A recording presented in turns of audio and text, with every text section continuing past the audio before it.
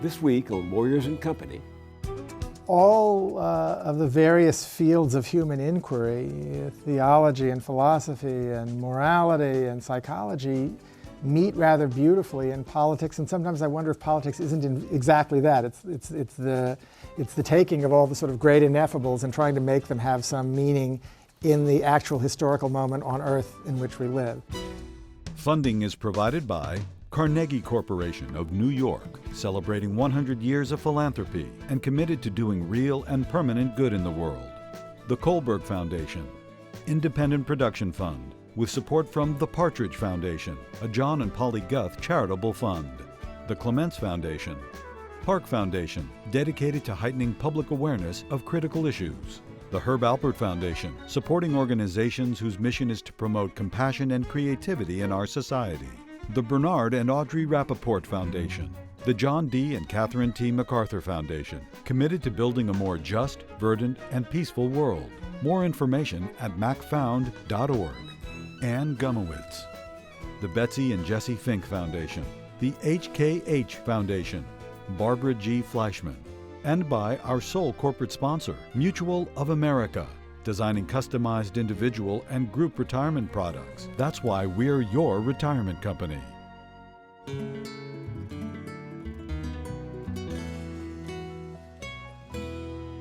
Welcome. We've seen throughout our history what happens when politics doesn't work, when democracy breaks down. The greatest, most heartbreaking example was America's failure to solve the moral challenge of slavery, a failure that led to civil war and as many as 750,000 dead. Even then, it took a last act of political courage and prowess to permanently abolish slavery with the 13th Amendment to the Constitution. This is the story beautifully told in the motion picture Lincoln, directed by Steven Spielberg and starring Daniel Day-Lewis and Sally Field. The film presents the 16th president as an astute, capable pragmatist struggling to extract principle from an ugly war and from the muck of day-to-day politics. Shall we stop this bleeding? Abolishing slavery settles the fate for millions now in bondage and unborn millions to come. It's either the amendment or this Confederate peace. You cannot have both. No one's loved as much as you by the people. Don't waste that power. How many hundreds of thousands have died during your administration? We must cure ourselves of slavery. This amendment is that cure. God help us for trapping you in a marriage that's only ever given you grief. The fate of human dignity is in our hands. Blood's been spilled to afford us this moment. Now! Now! Now! We are guaranteed to lose the whole thing. Leave the Constitution alone. You insult God. You think they'll keep their promise? I am the President of the United States of America. The movie and its performers are remarkable, but much of the film's power, its eloquence and perception, its wit and trenchant observations on the unchanging nature of governance, come from its screenplay, written by Tony Kushner and based in part on the book Team of Rivals by historian Doris Kearns Goodwin. The script has been widely praised, receiving many awards, including an Oscar nomination for Best Screenplay. Tony Kushner first came to most people's attention with the epic play Angels in America, a devastating account of the AIDS epidemic while it was still at its rampaging worst, set against a backdrop of religious, political, and social history. Tony Kushner received both the Tony Award and the Pulitzer Prize for Drama, as well as a Primetime Emmy Award for its television adaptation on HBO. That was some 20 years ago, and in the years since, Tony Kushner's reputation as one of our most accomplished and sometimes controversial modern playwrights has only grown. Welcome and congratulations on the first of many awards you'll be receiving. Well, thank you very much. Why are we so drawn to Lincoln? Oh, God, that's hard to answer. I think partly because he was the president of the United States during the Civil War. And the 6 years that I spent working on this, it became really clear to me that everything in American history, all the themes, the great themes of American history from the Revolutionary period, from the founding of the country, sort of flow directly into the Civil War. and then everything that we've become since flows out of it. It really is this kind of strange naval moment. It's the center, I think, in a way, still of American history. And so, of course, the person that was at the center of that center becomes an inescapable figure, and through accident or providence or whatever, he happens to have been our greatest president, one of our greatest writers. What did you come to think of his writing? Long before Stephen asked me to write this film, when I only knew what I had gathered from a couple of books about the Civil War, I read, I think in college, the second inaugural address, and was astounded by it. The most astonishing sentence I think he ever wrote is in the middle of the second inaugural address, which ends with these two paragraphs that are just, transcendent and really may be the most beautiful two paragraphs in political oratory in world history. But in the middle of it, he talks about the coming of the war, and then there's this one sentence, and the war came. And it just hangs there. And you think about people in March of 1865 listening to this man say, and the war came. The entire horror of the war is contained in those words, and it's stunning. The command of English to know that you don't add any adjectives, you don't say anything more than that. And he was an autodidact. He never went to school without his stepmother, to whom we all owe, Sarah Bush. We all owe, the country owes an unpayable debt of gratitude, because she saw that this was a 7-year-old boy that she inherited, it was a wild animal, was a genius, and she made sure that he got books to read. But were you conscious of the fact that you were trying to humanize a mythological giant? Well, if you're going to write a drama, you have to have human beings in the drama. The drama only works if they're recognizable people, and if their core conflicts are identifiable and readable, and you can kind of get what they're struggling with. And so had we failed to make Lincoln come to life, feel like a flesh and blood person, if he had just been in the film as a kind of a monument, the film would have failed. So that was the terror that I certainly had. Stephen had it. Daniel had it. I think Daniel said no twice before saying yes. He's not only mythologized, as you said, but the face is so preposterously familiar. It's on the penny. It's every used car commercial near President's Day. It's almost like a joke to put on the stovepipe hat and the beard. And at various points I thought, oh my God, there's going to be somebody's going to be wearing an Abraham Lincoln suit, and we're going to be trying to tell people that this is actually Lincoln.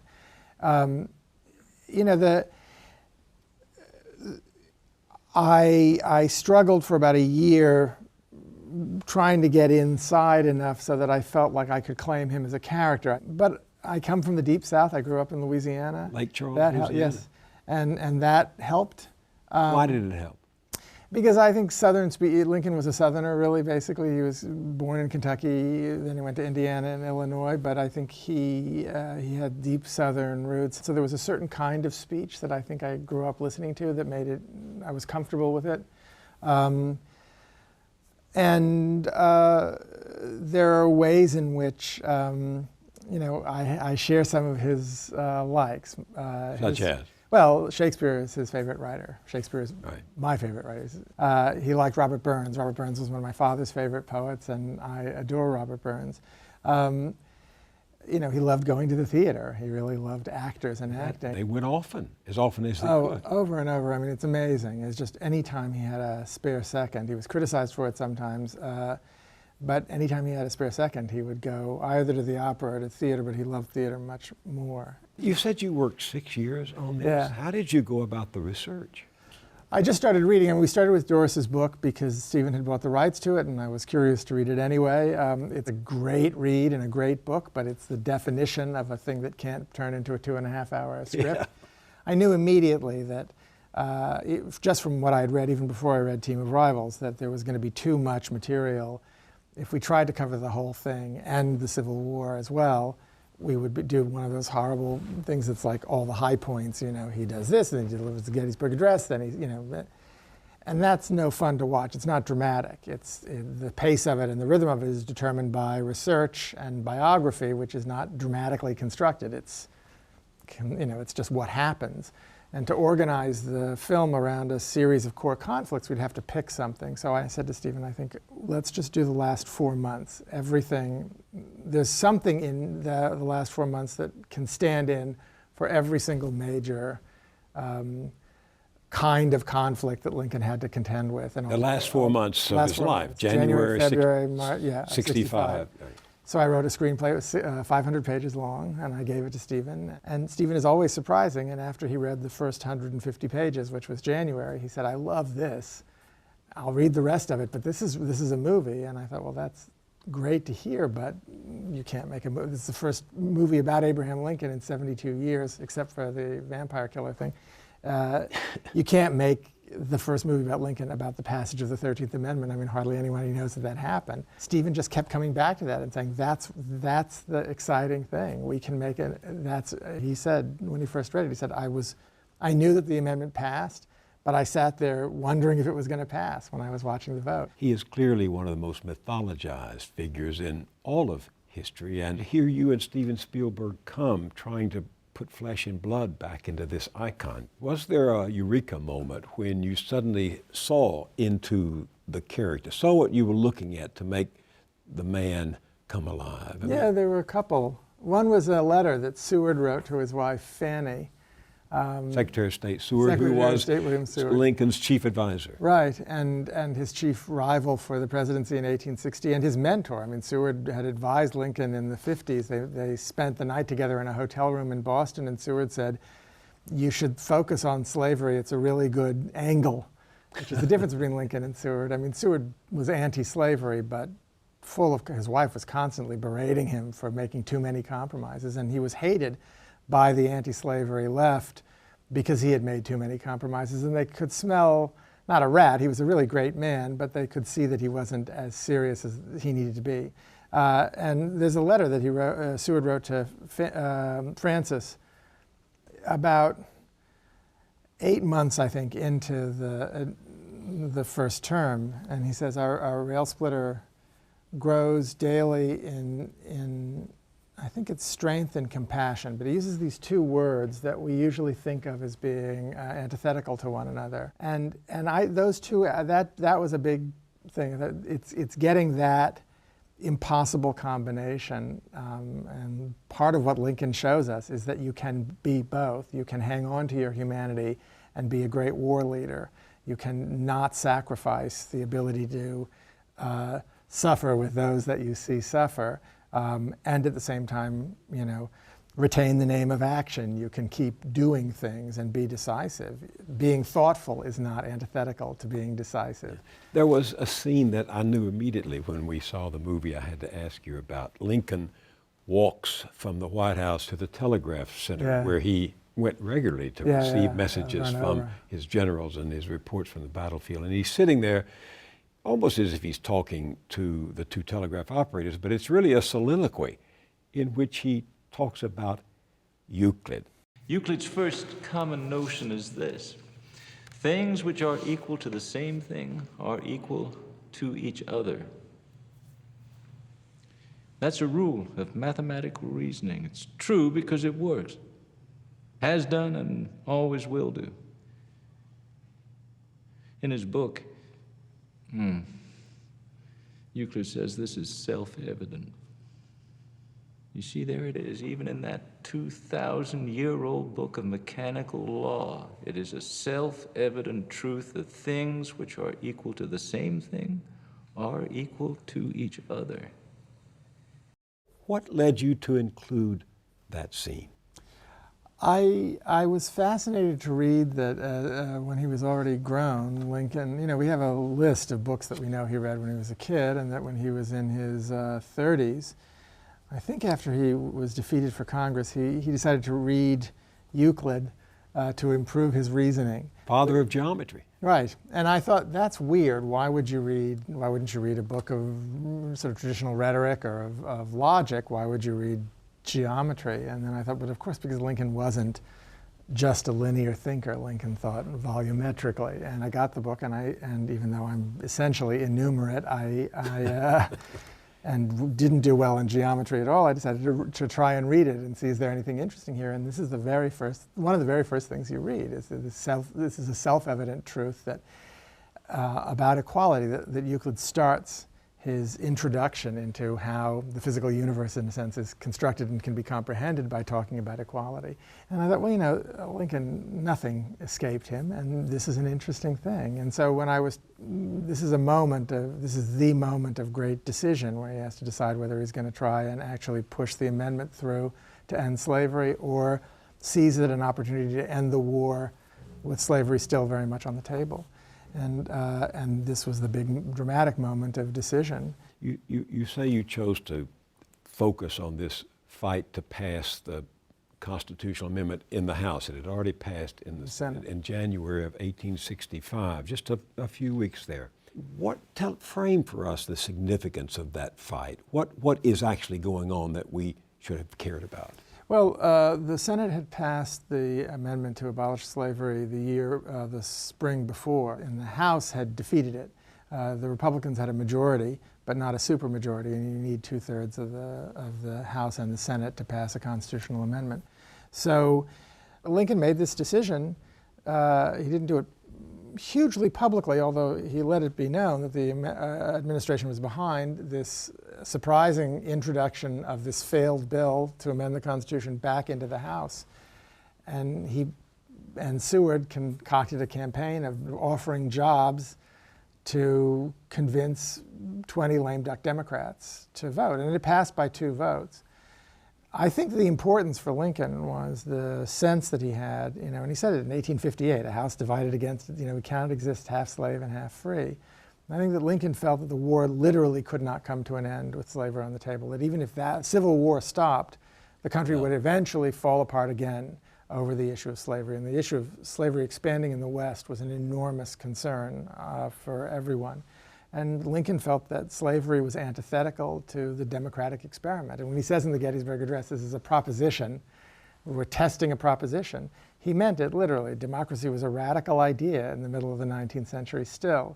All of Europe in 1848 was in flames about whether or not they were going to have democracies or monarchies. And the world didn't know yet whether or not democracy was simply another name for chaos. And the coherence of a people's government, which is what he's saying in the Gettysburg Address, was an important thing to prove. Not just that we could create a government of the people, but that it could endure a terrible test. And I think that he felt that to have the war end without slavery being eliminated, once and for all, not just with the Emancipation Proclamation, but by the Constitution. Right. And I think that you see how important that was to him, and that he tried to and succeeded in getting the House to pass it. At the same time, to keep his party, which was enormously, it's like the Democratic Party today, it's blue dog Democrats, there were sort of blue dog Republicans. Half the Republican Party was conservative. They weren't sure that they were anti-slavery, but they believed in sort of gradual emancipation they thought by 1900 it can sort of just wither out on its own. And to keep those guys from jumping the fence and voting with the Democrats against the amendment, which would have made it impossible. So he had to do this balancing act between apparently pursuing a peace plan and pushing the amendment through at the same time. That seemed to me emblematic of the most remarkable moments of his administration, and there were several such, where the North, really exhausted by war, I mean, this horrible, bloody war, the North began to lose its will to fight. Yeah. So he had to balance all the way through. There's a scene in the movie that is without words. It's one of the most moving scenes when Lincoln is riding his horse through the battlefield of Petersburg. Yeah. The bodies piled up like cordwood and the blood still in the mud. Do you think he might have changed his mind about pushing forward if he had anticipated the death and the blood? I don't think so. I think that he believed so profoundly in democracy as an idea and so deeply that his oath to protect and preserve the Constitution of the United States meant that secession was not to be allowed. He didn't believe the states had seceded. He believed that the states were still there and that these criminals who were in rebellion against the United States had taken over the apparatuses of the states. So it was a fight over who was going to control Reconstruction, as well as, I think, a philosophical. No, but the Constitution doesn't mention slavery and it doesn't mention secession. So whether or not it's permissible, the way that you get out of the Union once you're in is not something, I think, wisely that the Founding Fathers decided to, address. And it left the question open, and Lincoln's interpretation, which I agree with, is, you can't opt out of civilization. You can't opt out of the social contract. And secession is another name for the beginnings of a kind of social disintegration. I mean, by the end of the Civil War, Alabama was threatening to secede from the Confederacy.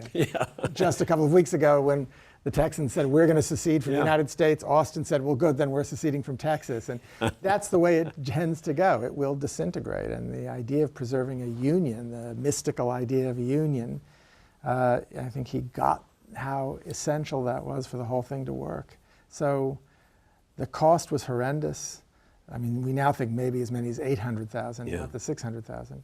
And this is, I think, a very gentle man who suffered terribly at the thought of this kind of dying and death, and was devoted to his soldiers. When he won in '64 re-election, that he won the majority of the soldiers' vote, which I think is incredibly moving, because these guys knew that if they voted for McClellan, the war would be over and they could all go home. So they voted for the man who was going to keep them in the field and risk their lives in these terrible deaths that soldiers were dying, because they believed in this thing so strongly. And he said, I'd rather have lost the entire election and won the soldiers' vote than won the election and lost the soldiers. I'll be back with more Tony Kushner and the movie Lincoln in just a moment. But first, this is Pledge Time on public television, and we're taking a short break so you can show your support for the programming you see right here on this public television station.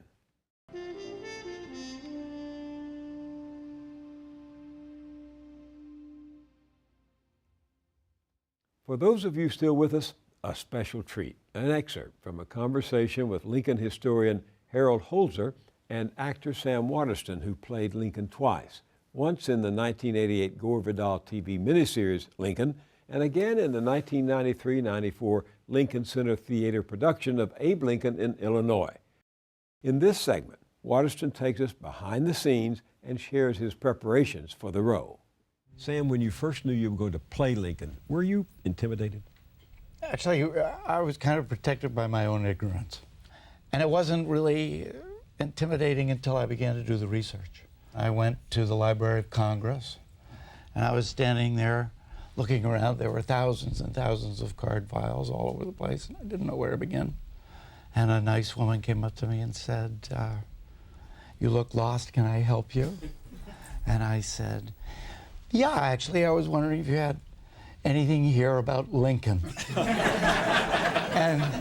and she said, well, actually, we are the Lincoln Library. And may I ask you why you're interested? And I said, well, because I'm going to be playing him. And she said, oh dear. And then she and 4 or 5 other people gave over the rest of the day, all the time that I had. They'd shown me photographs. I saw the cast of his hand, the life mask that was cast, all of these wonderful things. And then I said, really, I got to get back to New York. I got to go. And they said, wait. And this guy took me down into the bowels of the library, down a long hall, down another long hall, all the way to what felt like the back of the building. In a room, there were these big work tables with pool lights over them, and they were all shut off except one at the back of the room. And there was a guy over the table, and, did you close it up yet? Said the man I was with, and the man in the room said, no, not yet, but I'm about to. He said, well, wait just a second. I want to show this stuff. I don't know, is that authorized? Don't worry about it, it'll be okay. And then he went like this, hold out your hands.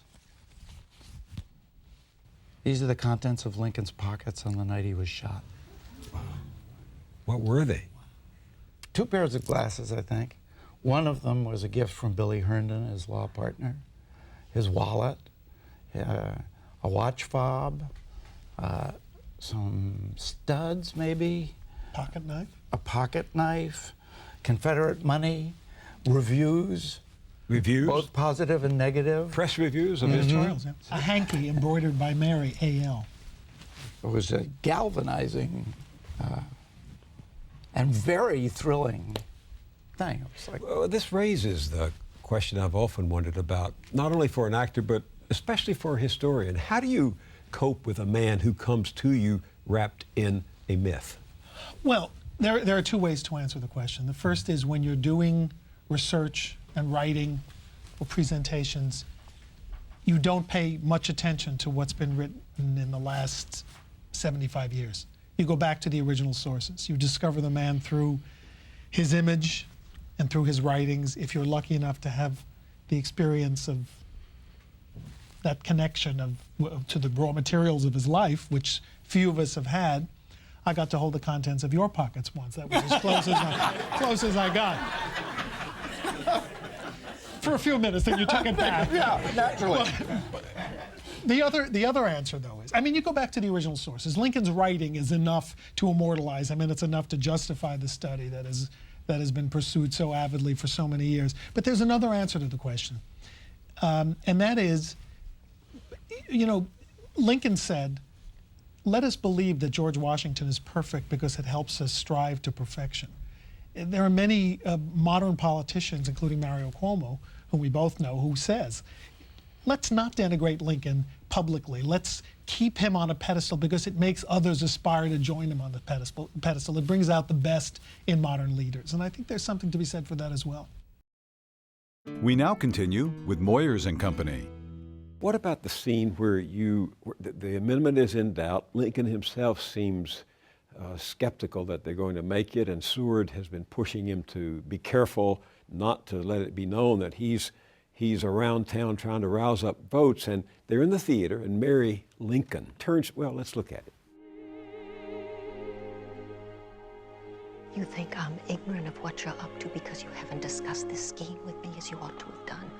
When have I ever been so easily bamboozled? I believe you when you insist that amending the Constitution and abolishing slavery will end this war. And since you are sending my son into the war, woe unto you if you fail to pass the amendment.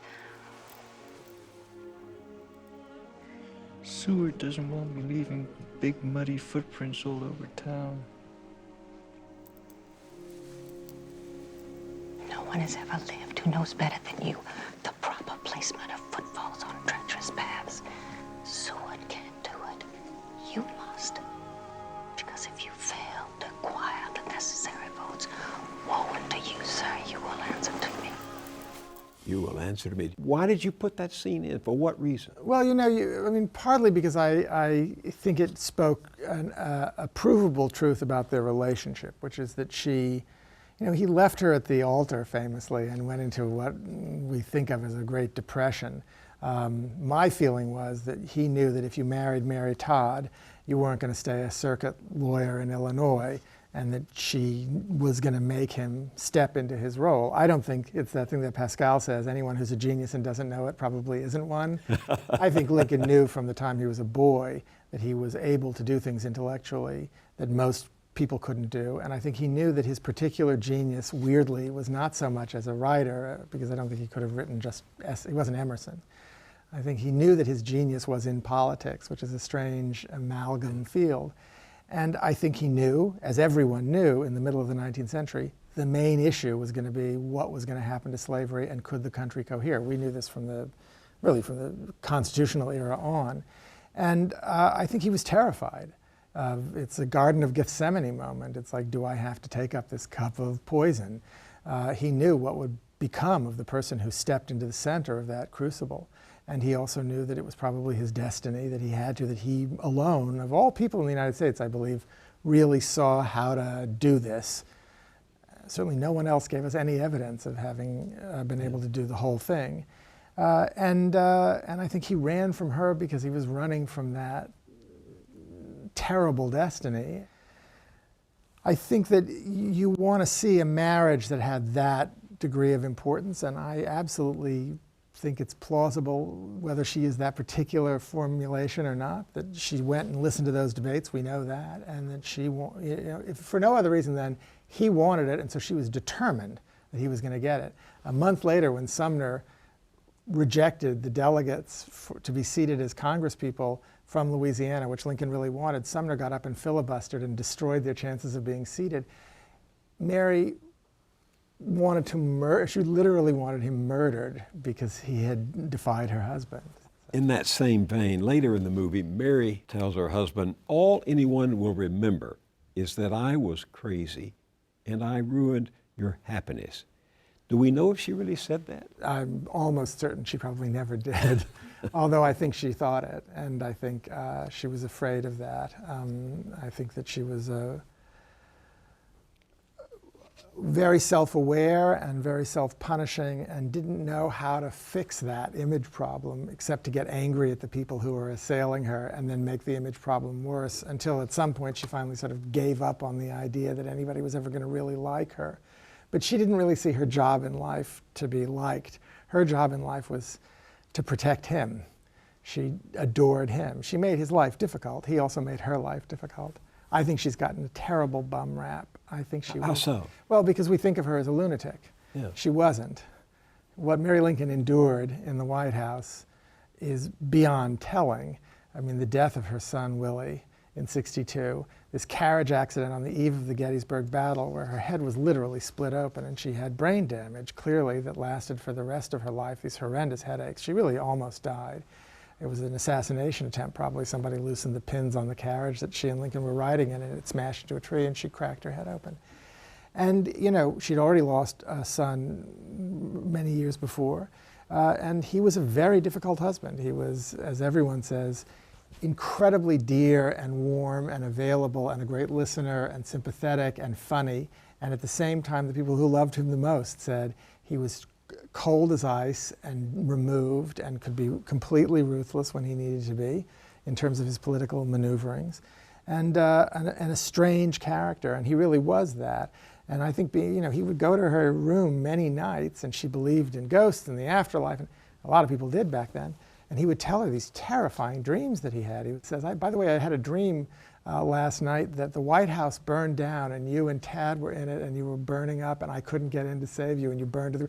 And then he said, no, so have a good night, and walked out. So he wasn't easy. I think, you know, she came from one of the great political families in Kentucky. She danced with Lincoln, and 10 minutes after meeting him for the first time, turned to her cousin and said, "I've just danced with the greatest man of our era. He's going to be president of the United States." She got it completely.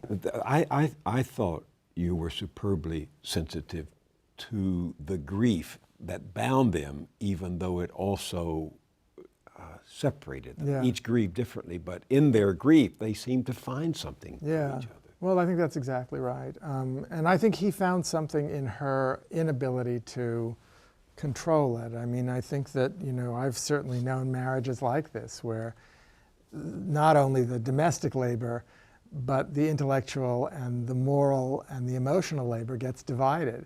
And frequently in traditional marriages, the wife becomes the carrier, the worker in the fields of emotional labor. And in some way, I believe, that's why I think he told her she was like his shrink. You deposit these terrible feelings with somebody and then you can stay contained. I mean, Stanton at the private funeral for Lincoln said he was the most perfect governor of men because he was the most perfect governor of himself. And there was this terrifying internal discipline that always comes at a cost. And I think she helped carry the emotional baggage for the two of them. She had a very vivid sense that the blood that had been spilled would come back to haunt them at some point. So they shared a lot of an ability to grieve, I think. As you wrote, were you haunted by the anticipation of the assassination to come? Well, you know, there are ways in which he seemed to have anticipated it, and because everything that happened in Lincoln's life is sort of unbelievable. I mean, she ordered the entire canon of Shakespeare printed volume by volume, following the order in the first folio from this fancy place in New York. They would send a play a month, I think. And on, I believe, the day before the assassination, on April 14th, one of the volumes arrived, and of course it's Julius Caesar, which she, of course, thought was an omen, and it turned out she was right. But, you know, watching him die, I don't know how anybody survived it. The people who loved him, like John Hay, woke up at 89 from a dream about seeing him in the White House again, weeping, 89 years old. I mean, people didn't survive that loss. It must have been, I mean, it's hard to, if you've just studied Lincoln, it's hard to think about that night. To have known him and to have been through that, of course, and her more than anyone else except maybe Tad, it's just an unbearable loss. I loved the way the film gives us some vivid scenes of real politics in the 19th century. You know, the vituperation, the personal attacks, the picturesque language, and I think almost everyone's favorite scene is when the radical Congressman Thaddeus Stevens, Tommy Lee Jones, demolishes one of his pro-slavery opponents. Here it is. How can I hold that all men are created equal when here before me stands stinking the moral carcass of the gentleman from Ohio, proof that some men are inferior, endowed by their maker with dim wits, impermeable to reason, with cold, pallid slime in their veins instead of hot red blood. You are more reptile than man, George, so low and flat that the foot of man is incapable of crushing you. How dare you! His words are yours. Oh God, that speech is an amalgam of me, Thaddeus Stevens, and Bluff Wade from the Senate. I think the reptile thing is actually Wade's, but Stevens was capable of that kind of invective when he got angry. Were you surprised to discover that the author of the Gettysburg Address and the second inaugural was as good as the rest of them in twisting arms and in understanding that politics often had to use underhanded tactics to achieve a great purpose? No, politics is not an expression of personal purity. I mean, first of all, I'm a writer and I know writers, so I know that some really, really magnificent writing has been done by some, you know, deeply flawed human beings. No. And so I don't think that beauty comes necessarily from beautiful people. I think he was a very beautiful man in every way, and a very beautiful soul. But politics, Emerson says it's the movement of the soul illustrated in power. I mean, but power is about, and especially power in a democracy, is about negotiation and compromise and manipulation and maneuvering. And Barack Obama, who I admire immensely, had to give the public option up and hand, certain concessions to people like Bart Stupak in order to get the Affordable Care Act through. And I mean, I thought that was Lincolnian. He had to say for 4 years, I'm evolving towards same-sex marriage before he could say, I believe in same-sex marriage. But you knew, of course, Barack Obama in 2007 understood the difference between secular marriage and religious marriage. And of course he believed that gay men and lesbians should marry on the same equal legal footing. He couldn't say it then. And he took 4 years, and when he picked the moment to say it, it was the exact perfect moment to say it. And it worked, and it happened, and it's a life, history-changing thing. I was going to ask you about that. I'm glad you brought it up. I was going to ask you about that because you and your partner, your husband, were the first gay married couple to appear in the New York Times vows column. Right. And yet here was Obama, whom you were supporting, cautious, holding back, letting others take the lead, not saying anything to publicly reinforce the commitment you had made. I understand that politics in a democracy, and we didn't elect a king in 2008, we elected a president. And that doesn't mean that it's also so infuriating to me when people go on about how Obama really believes that the only way to do this is through bipartisan, and that he's still waiting for John Boehner or Mitch McConnell to become decent. Of course he doesn't think that, but he knows that he's not Mitt Romney saying 47% of the country are people that I have nothing to do with and I don't care about. He knows that he's the president of the people of the United States, which includes 47%, ironically, who voted for Mitt Romney. So you have to be able to say, well, why is the first African-American man to run for the office of president not willing to say, as he's running for president, oh, and by the way, I believe in gay marriage in 2008. I get it. It's easy to understand that. And if what that means is that I have to wait for the day that a president says, I believe in same-sex marriage. I'm willing to wait. And I waited, and he said it. This man believes what we believe. And I actually got a chance to say this to him. To Obama? That Lincoln at one point in the Lincoln-Douglas debates was disappointed when Douglas made a particularly racist speech. He said, Stephen knows better than this. He's blown the moral lights out. And that moved me enormously when I read that. The job of the president is both to make the compromises necessary to actually have things happen in a democracy, which means compromising, and at a slower pace than anybody would necessarily like, people who understand what needs to be changed.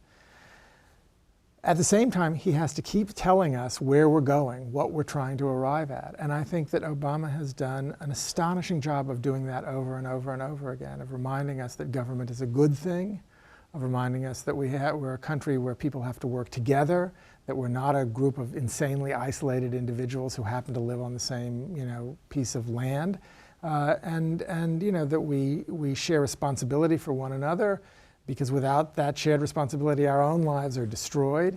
I mean, I think he's articulated beautifully what the far horizon needs to be, and he's asking people to join him in building a movement that will help get us there.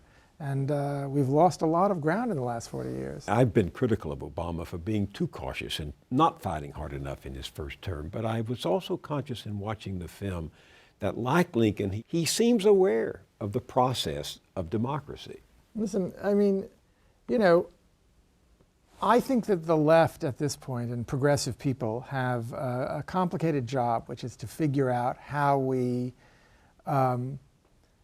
do our jobs as citizens of saying, the drone strikes are the drones are a terrifying new weapon, and how is this to be used responsibly, and Guantanamo still being in operation is a horrifying thing, and why is it, there's a lot, why are we still leasing deep water offshore oil wells and nuclear power plants and so on. But at the same time, that level of criticism has to allow for the possibility that during election cycles, people who have maybe not done everything we wanted them to do can get reelected so that we can build a power base so that we can actually do things. And I think we have a balancing act, and I think we've gotten unused to that balance because we've spent the entire years of the Reagan counter-revolution out of power. And so we've become critics. But it's nonsense. You can't pretend that Wall Street doesn't have horrendously strong and undue influence on the country. But if you want to get regulation of the financial sector, you're going to have to, unfortunately, to some extent, work with Wall Street. Because if you go in naively, you'll find out very quickly how much of what happens in this country Wall Street controls. And one thing I love about Obama is that he is absolutely not naive. And you don't get elected president when you're a black guy if you're naive. This man, I couldn't get elected, dog catcher in my building. He's managed this miracle. He's a re-elected African-American president. And yet, in some of your recent speeches, you keep telling young people to agitate, agitate, agitate. No, I think you said to them, if you don't commit and get active, the world's going to end. Absolutely. Well, and I believe that. I believe that literally. I used to say that hyperbolically, but now with climate change, I believe that absolutely literally. But being active as a citizen doesn't mean being sort of mindlessly in opposition. And anarchism is much more romantic than electoral politics. You get to wear sexier clothing and hang out in parks and really scream about the revolution, and that's thrilling. But if you don't actually believe that we're in a revolutionary moment, and if you've read the history of revolution, you might have some questions to ask about what comes often out of violent revolution. I'm not saying that I don't believe in revolution, but I think that there's some questions to be asked. Apart from the sort of romance of revolution and the glamour of it, and the hope that it brings, because it gives us the sense that evil can be done away with instantaneously. What is, what Lincoln said, the last best hope of mankind is democracy, is electoral politics. And that means nobody licks envelopes anymore, but figuring out email chains and so on. And it's boring and it's tedious and it's harder to do that, I think, when you're young than when you're an old person like me. But But the abandonment by the left of the possibility of radical change through democracy, which ironically, because I think of the Vietnam War, happened at the apogee of the democratic process as an engine for change, at the moment of the civil rights, African American civil rights movement, culminating in the Voting Rights Act, Civil Rights Act, the beginning of the Great Society. And then the left said, you know what, democracy doesn't work, let's take to the streets. Well, always take to the streets, but always make sure that there are people in the halls of power who can listen to what you're saying on the streets and say, okay, I get it, I'm going to do something about this, which means surrendering to some degree the romance of revolution. I hope that I'm not less radical in terms of what I'd like to see transformed. I believe that we can live in a more economically and socially just world than we live in. I think we have to save the planet. And I think that's going to call for enormous sacrifice and a transformation of society when we really come to terms with what has to happen in order to stop global warming or reverse it. And can that happen without a mass movement? What Lincoln did, he did because before him and behind him were the abolitionists, the radicals, the feminists, the women who were beginning their own longing and agitation for equality. Millions of slaves. Millions of slaves as well. In fact, there's been some criticism that the film presents blacks simply as faithful servants, waiting for white males to liberate them, when in fact, one historian wrote, Lincoln had to encounter some of those fugitive slaves who had come into Washington to agitate for abolition, and yet the only blacks who show up in the film are the two servants in the White House, who, by the way, were active in the agitation in town for further and more radical action. There was, outside of the White House, about a block away on 15th Street, a contraband camp called Murder Bay, where people who had formerly been slaves, who had fled slavery, had come to Washington looking for shelter, really, and they were living out in the open in terrible conditions. But there's absolutely no way of knowing. Lincoln never mentions the contraband camp. It's basically not known. And I didn't know what to make of that. If I tried scenes with him going in and having long conversations, but the truth of the matter is, and I think the film is very honest about this, and many of these critics overlook this, Lincoln didn't know any black people. He really didn't.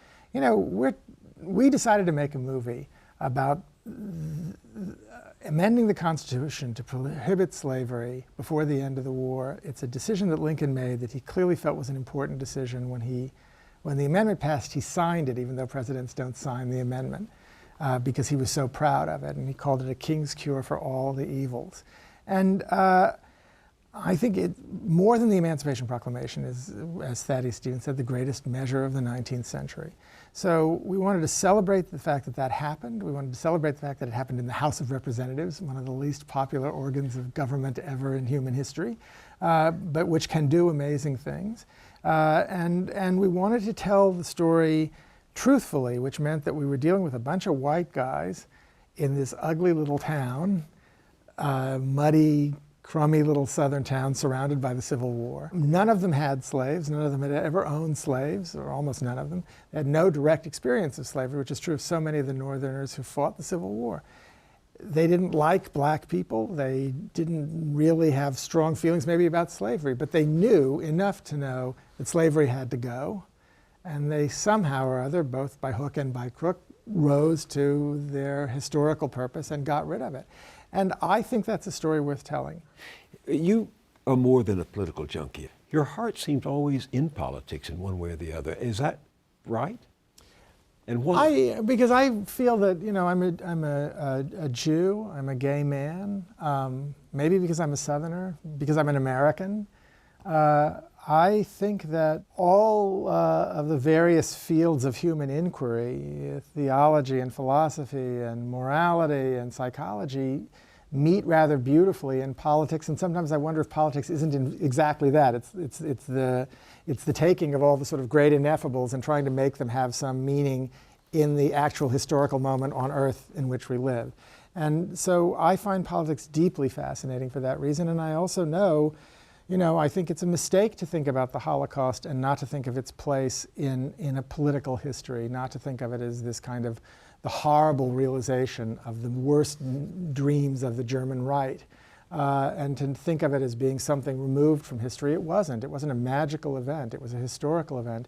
Had the socialists and the communists, social democrats and communists in Germany made common cause in 1932, the Nazis began to lose power. Hindenburg wouldn't have made him chancellor had he not, had a strong showing. Had they made common cause, they could have possibly prevented the Reich from happening. So there's a lot at stake in politics. The fate of the world now hangs, literally hangs in the balance. That's not just hyperbole. If we don't fix the planetary catastrophe, we're doomed as a species.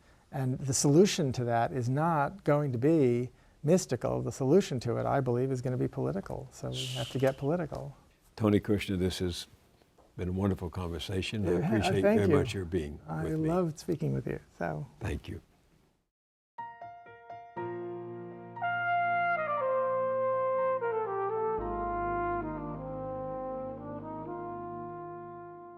That's it for this week, and I'll see you again next week. Meanwhile, show your support to this public television station, and thank you.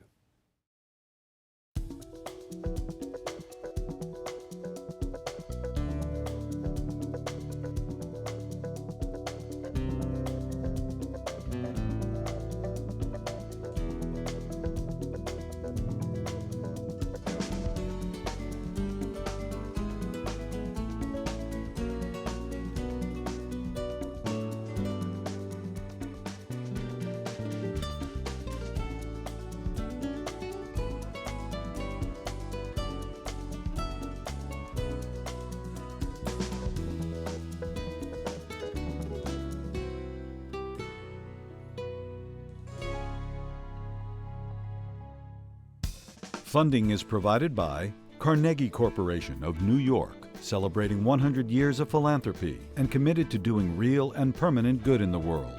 The Kohlberg Foundation, Independent Production Fund, with support from the Partridge Foundation, a John and Polly Guth charitable fund. The Clements Foundation, Park Foundation, dedicated to heightening public awareness of critical issues.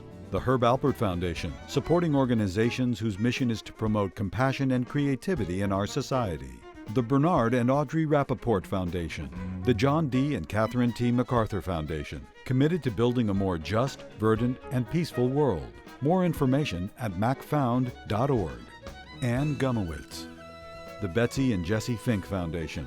The HKH Foundation. Barbara G. Fleischman. And by our sole corporate sponsor, Mutual of America, designing customized individual and group retirement products. That's why we're your retirement company.